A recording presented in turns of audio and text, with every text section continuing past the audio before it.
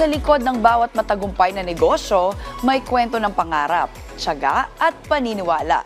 Isang simpleng idea na minsang itinuring na maliit ang naging ugat ng isang negosyo na ngayon ay nagbibigay ng kabuhayan at pag-asa sa marami. Panoorin natin ito.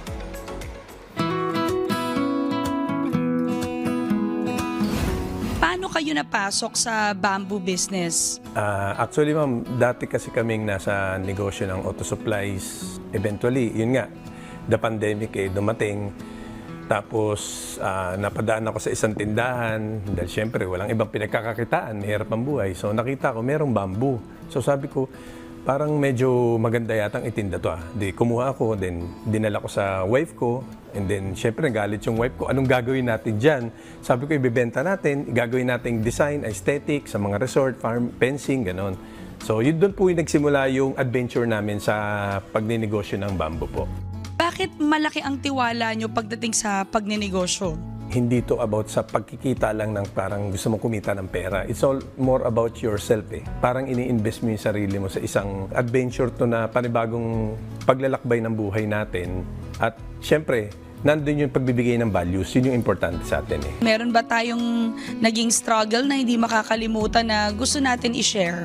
Siyempre, ang Pilipino, hindi pa tayo more on educated sa bamboo. Nahihirapan kami, siyempre, magpaliwanag din sa mga client natin kung anong klaseng bamboo kailangan nila. Kung magpapatayo sila ng kubo, so ito yung variant na ilalagay namin. So, yun isa sa mga struggle din namin, di namin maipaliwanag masyado, no? Sa marketing, ang hirap din i-market basta-basta yung bamboo po. Pero do you outsource?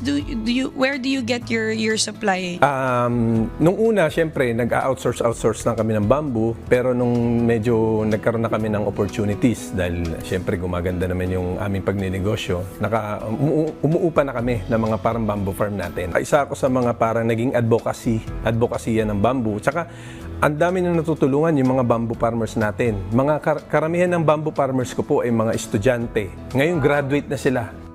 Gusto natin, pag nagbi-business ka, you're able to help others as well through your advocacy also and through the business. Do you plan also in time or in the future to also expand your business knowing that bamboo has a lot of benefits? Yes, ma'am. Nandun po kami sa part na yon. And then, sana nga, hopefully, na magkaroon kami, may mga kinakausap na kaming partnership, ventures, na gustong mag-invest sa amin sa business namin para mas mapalawak pa natin to. Any lessons na gusto mong i-impart sa mga nag-a-aspire din pumasok sa negosyo at pinanghihinaan ng loob?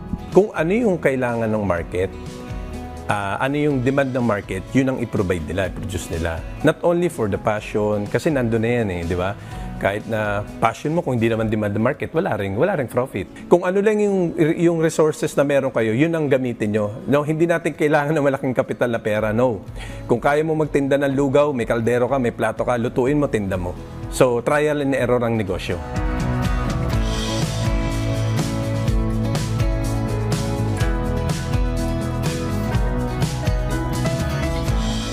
Kung mahal mo ang ginagawa mo, paniguradong magiging successful ka pagdating ng tamang panahon.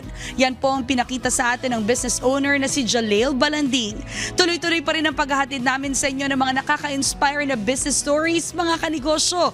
See you again next episode. Kaya naman tara, negosyo tayo!